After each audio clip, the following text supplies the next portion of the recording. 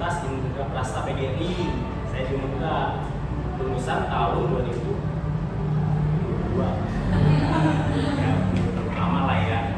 Jadi di sini ini kita akan melaksanakan bimbingan kelompok. Ada yang pernah? Belum.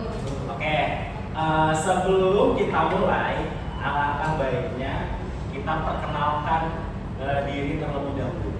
Karena saya belum mengenal kalian, coba diharapkan teman-teman menulis namanya di sini. Oke, lalu tempel di baju. Oke. Ada ya?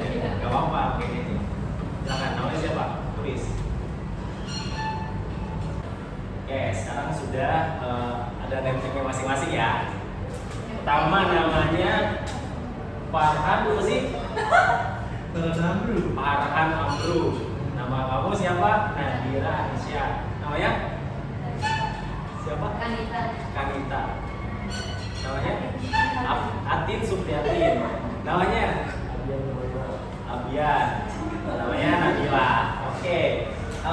Sebelum kita mulai, pertama saya akan menjelaskan terkait bimbingan kelompok. Apa sih bimbingan kelompok? Jadi bimbingan kelompok itu layanan yang ada di kita. Jadi saya itu memberikan topik-topik terkait apa sih yang akan kita bahas.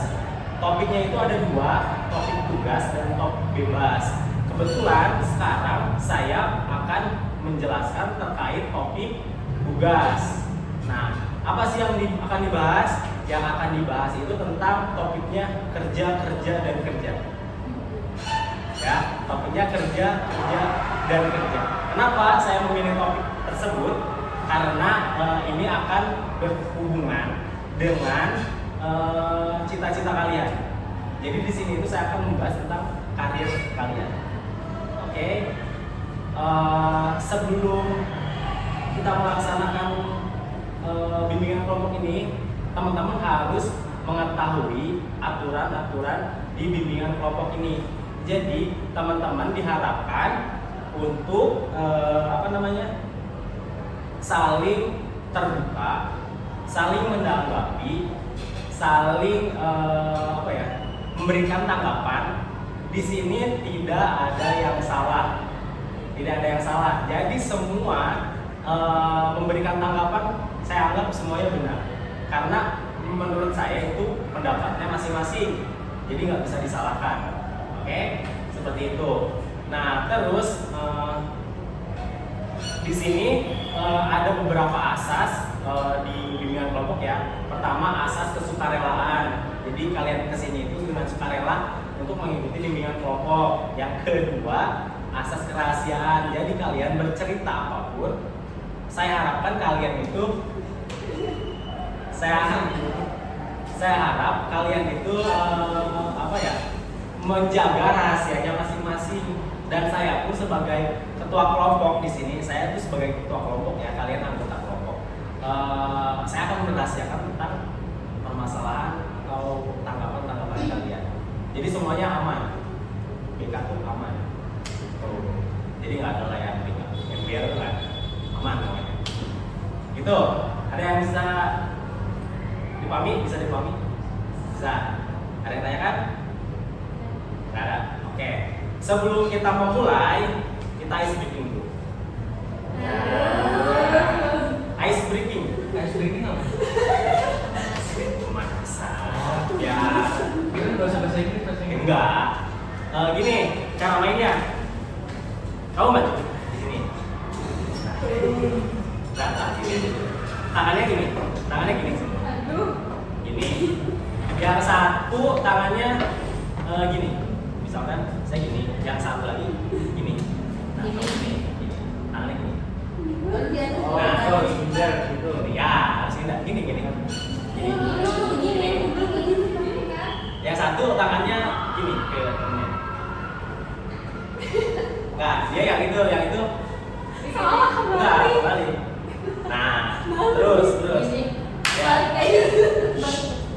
Enggak, dia yang nangkap. Nah, dia kamu yang gini. Enggak, si itu. Abian tangannya gini, nunjuk kayak dia. Nah, misalnya nah, gimana dulu? Ya, ya. Nah gitu.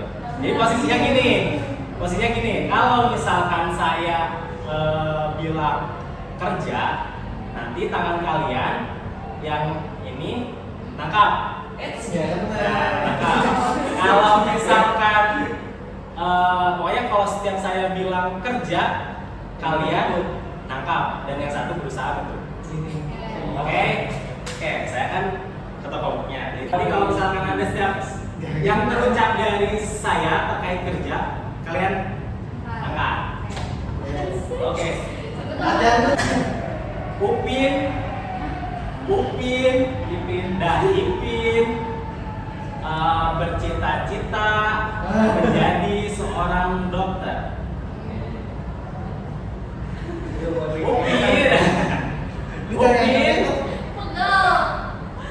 Upin berangkat ke sekolah.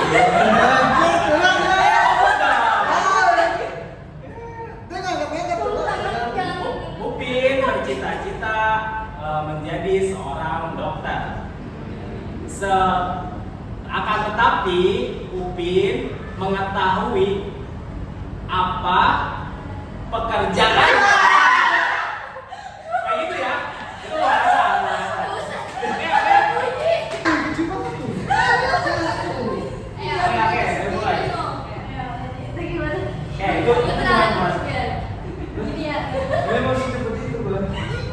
Ayo, satu.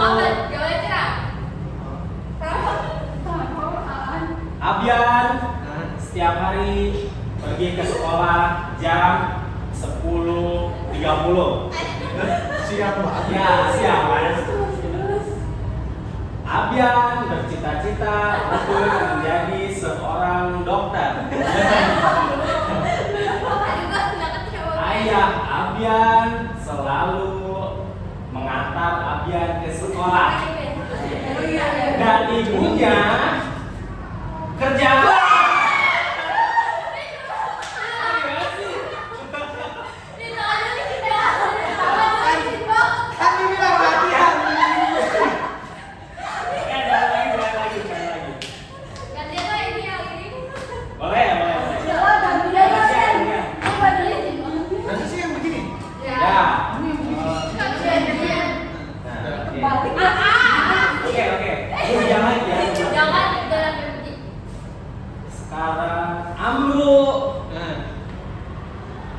Setiap pulang sekolah kerja.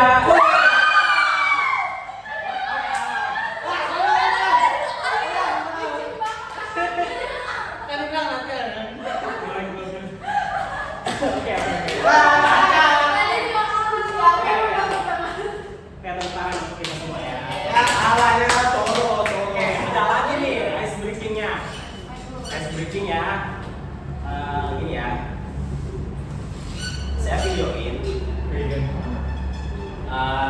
Saya akan mengoper HP ini. Misalkan saya video ini, saya akan memberikan HP. Oh, saya tahu. Saya tahu. Tahu. Ini saya kita kan HP yang HP. Pakai kata-kata yang ada di Aku sini. bakal kasih HP ini ke orang yang sama NTK. Nah, Kamu. iya. Dan gitu. Nanti kamu bilang kamu bakal kasih HP ini ke siapa? Ya, jadi kalian harus. Nanti tiba-tiba kamu harus ngasih aja. Iya, ngasih aja ke siapa yang kamu Kamu tuju. terserah. Tapi harus tahu karakter teman-temannya. Oh, saya tahu nih Artin nih. Oke ya, saya mulai ya. Saya akan memberikan HP ini ke siswa kelas 10 yang suka duduk di paling depan. Saya akan memberikan HP ini yang rumahnya tetap saya. Saya akan memberikan HP ini kepada orang terpindah NTK. Saya akan memberikan HP ini kepada orang yang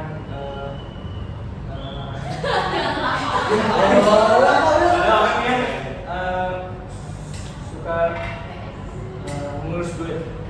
Hebat. Jadi aku bakal kasih HP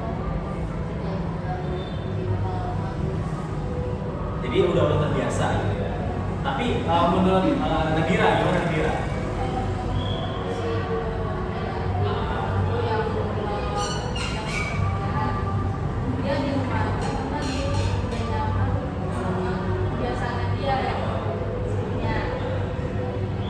Menurut Nadira nih terkait permasalahan seperti itu sebenarnya kemauan dia atau bukan sih?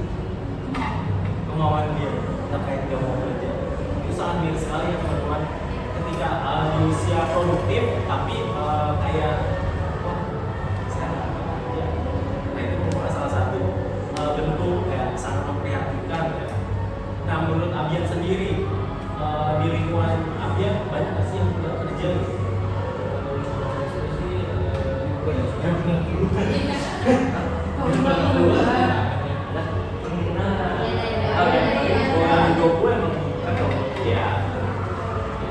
Karena ya keluarga saya ya sebenarnya kerja semua dan pas itu ya kakak saya Pak itu baru SMA masih SMA belum dia belum kuliah gitu. Jadi ya tapi alhamdulillah keluarga saya udah kerja semua.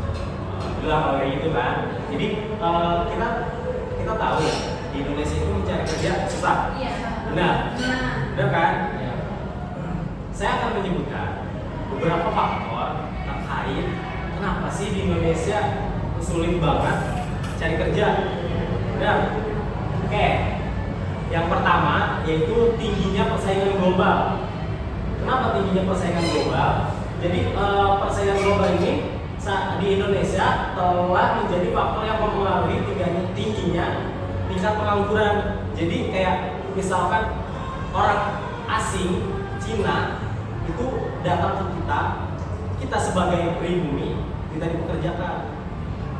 Ya, itu merupakan salah satu persaingan dunia global seperti itu. Kalian sering dengar berita kan kalau misalkan negara-negara asing masuk kita untuk bekerja. Nah itu merupakan salah satu faktor tingginya pengangguran di Indonesia. Menurut kalian nih sebenarnya skill orang Indonesia dan skill orang luar sama tuh? Bedanya apa? Skill.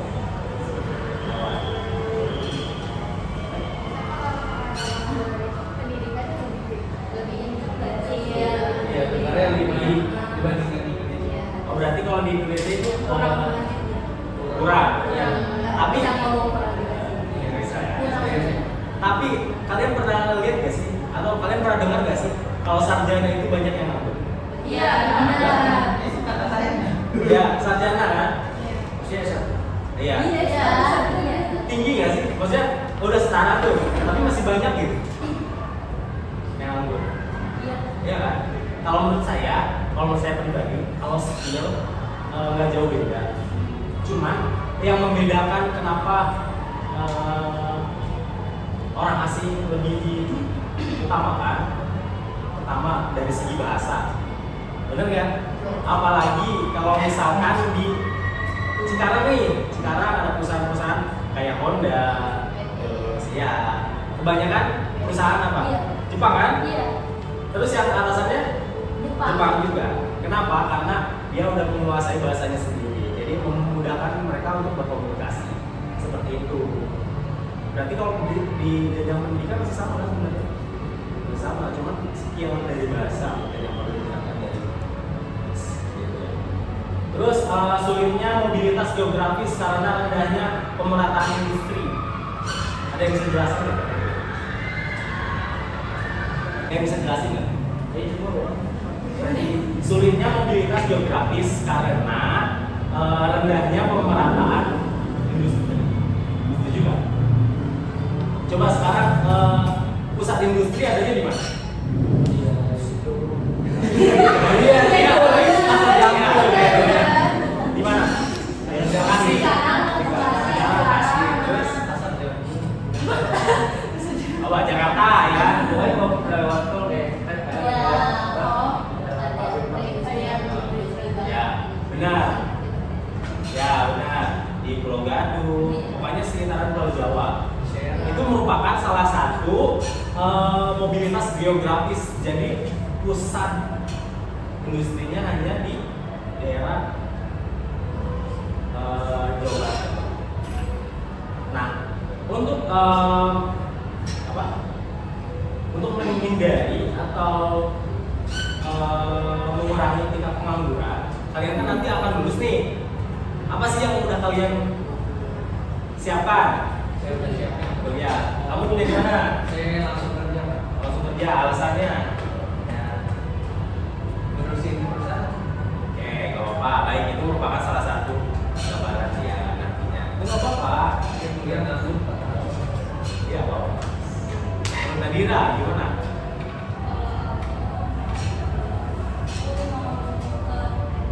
TB, oke. Suaranya dikasih ya. Siapa? Oke. Kuliah TB tujuan setelah kuliah apa? Nah, kerja. Nah, itu. Iya. Untuk mengurangi apa? Untuk mengurangi pengangguran di Indonesia, salah satunya kalian itu harus berkontribusi terkait apa? Kuliah tadi, mempersiapkan diri kalian agar bisa kerja. Kalau Iva, kuliah tujuannya apa? Ya, Bisa nggak sih, Pak? Kayak Pak, saya tahu kuliah sambil kerja tuh bisa? Bisa. Tapi sanggupin dari ya dari diri. Nah, bisa asal balik lagi ke diri kita.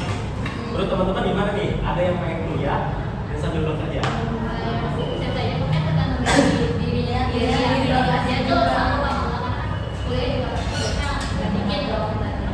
Nah terus buat kerjaan juga bisa aja, cuman nanti kayak harus bisa bagi waktunya aja sih kayak gitu. Itu benar. Karena Nabila, kalau kerja sambil kuliah itu bisa, cuman balik lagi ke diri kita aja. Sanggup apa enggak? Iya, karena ini ya, karena kan kalau kita nggak melanjutin kuliah ini kita susah nyari kerja. Nah, harus Kan ijazah modal ijazah ya, sama harus kalian tahu nih, usia SMA maksimal diterima kerja itu usia berapa coba? Minimalnya 17, 18, tapi maksimalnya ada yang tahu nggak? 22, 23 itu udah maksimal, tahu nggak? Kerja setelah 24 itu kalian susah cari kerja. Ada perusahaan di Indonesia minimal 18 tahun, maksimal 20 tahun.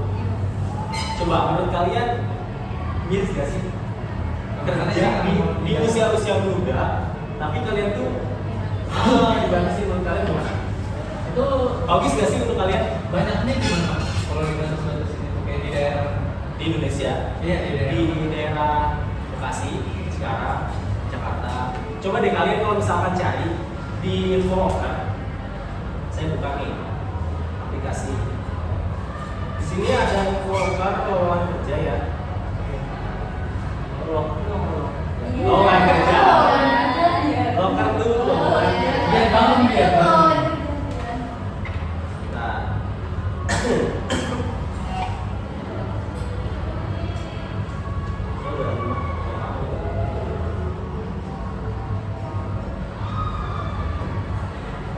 Tapi banyak orang Indonesia yang dengan modal ijazah SMP, SMA itu ada, itu bisa. ya karena di sana kan bisa. Nggak kayak di Indonesia. Ya, kalau di negara-negara lain, kalian pernah dengar gak sih ada orang Indonesia melamar kerja di Jepang, bukan Jepang, Jerman. Dia di interview kalau misalkan kerja di Indonesia usia sekian sampai sekian tahun itu gak bisa, karena menurut HRD di Jerman, perusahaan Jerman itu merupakan salah satu tindakan diskriminasi. Ya nggak sih, bener nggak? Coba kalian bayangin, orang tua kalian udah misalnya udah punya anak, terus nggak kerja. Kalau di luar itu masih bisa dimanfaatkan untuk kerja apa aja. Tapi di Indonesia syaratnya usia. Sedangkan yang paling membutuhkan itu orang tua. Kenapa orang tua? Karena sudah memiliki tanggungan. Benar nggak? Nah itu salah satu kenapa kalian itu harus memilih sekarang tuh kalian harus memikirkan nanti tuh saya akan jadi apa, udah sukses. Nah itu. Nah jadi orang sukses itu perlu ada tahapannya. Bisa belajar. Iya, jangan masa-masa. Cari duitnya dengan cara apa? Ya oke. Coba nih kalian lihat nih. Waktu itu sih ditawarin kerja. Ada. Oke, sebentar ya.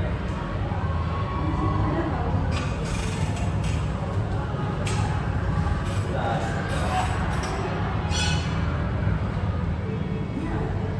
Ada, ya kan? Lihat deh usianya ada kan tentang usianya?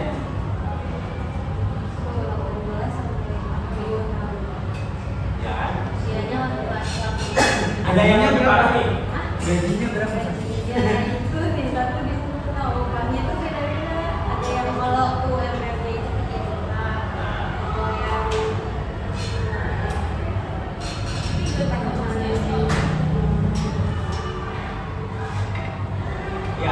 kayak gitu.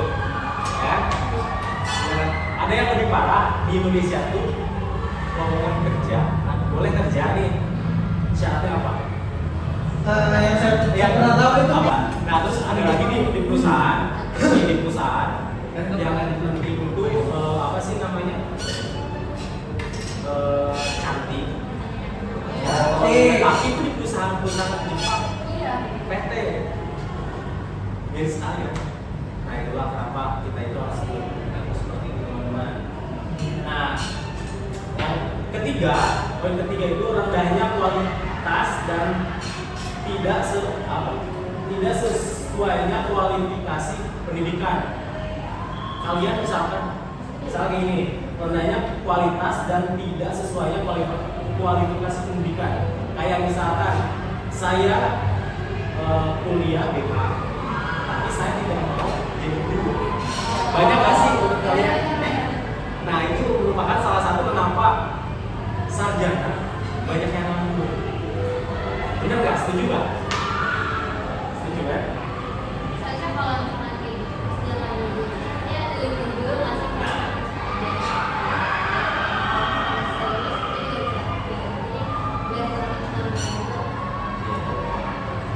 Rendahnya kualitas dan tidak sesuai kualifikasi pendidikan itu beneran. Jadi menurut kamu gimana? Tadi saya mendapatkan kalau misalnya dari aku sendiri itu kalau misalkan emang kita mau kayak tujuannya habis kuliah terus kita nyari kerja, nah itu kita nggak buat ngambil jurusan kuliahnya itu ya udah kita teliti dulu kalau misalkan kayak kuliah ini tuh prospek kerja itu banyak atau gimana. Jadi kalau misalkan emang kita udah dari awal buat ngambil jurusan yang benar terus kita prospek kerjanya benar juga jadi kayak kita ngurangin pengangguran juga. benar apa kata Nabila? Itu benar, jawabannya emang benar. Jadi kalian tahu kan kenapa tujuannya dari bimbingan konseling itu? Ya, ada kan? Nah ini biar kalian itu tidak salah jurusan. Nanti kalian misalkan cita-citanya jadi perawat, tapi ngambilnya jurusannya IPS. Nah, ya kan? Nah itu harus bisa dipertimbangkan. Jadi kalian harus terbuka. Oh nanti itu saya akan jadi dokter. Saya harus ngambil jurusan IPA ini jangan sampai salah jurusan. Tapi kalau misalkan saya mau ngambil psikolog itu bisa dari IPA, bisa dari IPS. Jadi sesuai itu. Nah itu merupakan salah satu kenapa di Indonesia tingkat pengangguran tinggi. Jadi nggak sesuai. Saya sebelum jadi guru, saya bekerja di perusahaan kosmetik. Nah itu karena salah berpikir. sedangkan saya sebentar saya kerja sama kuliah. Oh bentar ya. Selasa SD. Nah kayak gitu. Jadi saya tuh SMK itu jurusan apa coba? Otomotif. Ya, otomotif. itu Terus ngomongin kosmetik apa? Iya. Nah itu kan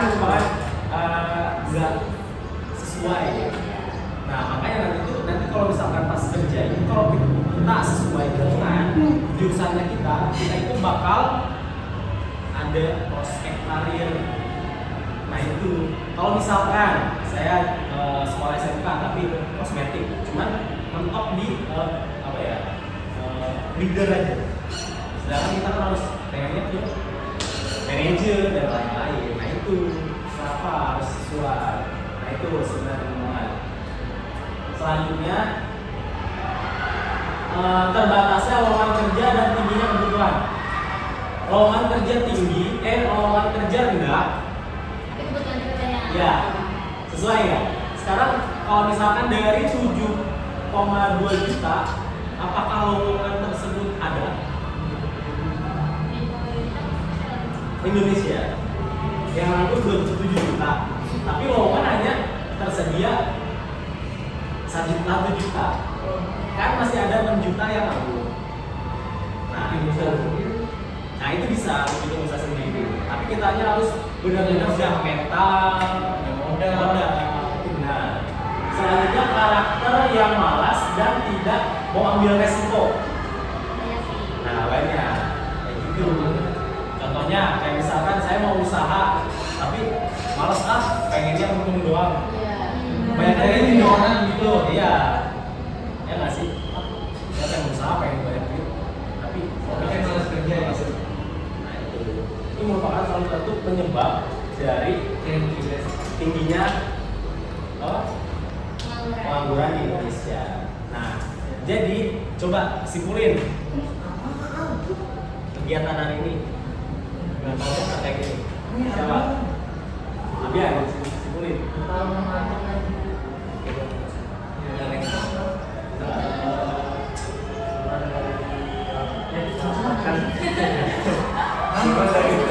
Diskusi ini kerja di Indonesia itu rendah, cuman pengangguran di Indonesia masih banyak. Maka dari itu kita ini sebagai pelajar di 14 ini kita harus tahu dulu tujuan kita mau kemana, ya dengan bahasa besar. Jadi supaya saat kita udah di usia kerja kita bisa tahu apa yang kita pengen dan kita usahakan. Silakan Nabil. Nadira. Nabil. Ayo sok. Boleh. Apa itu tadi? Lagi kencang saya.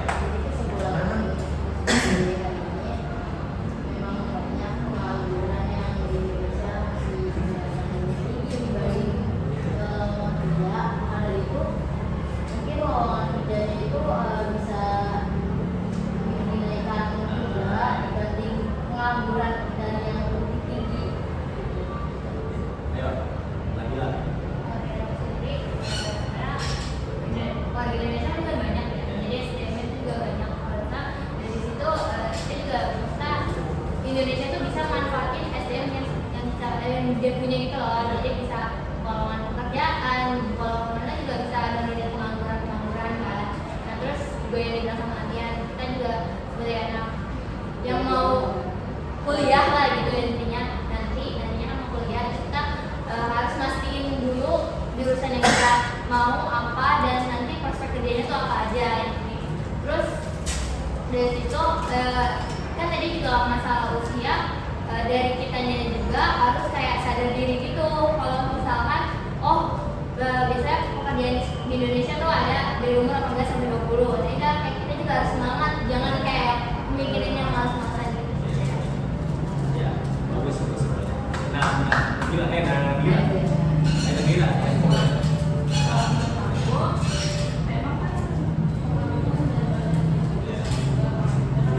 Iya. Terus apalagi yang lowongan kerja itu minimal usianya kan 15 tahun sampai 20 tahun. SMA. Itu juga menurutku agak bisa ini ya kayak kurang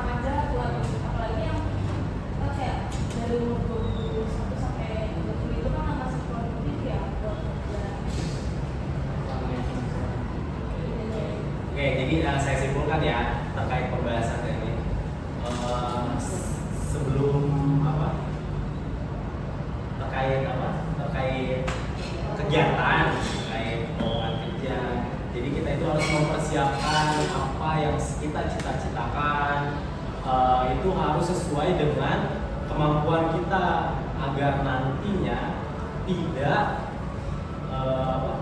berefek ke kitanya. Kayak misalkan kita tujuannya mau jadi dokter, jangan sampai saya ambil jurusan keguruan, itu kan tidak sesuai dan tidak linear dengan kebutuhan yang ada.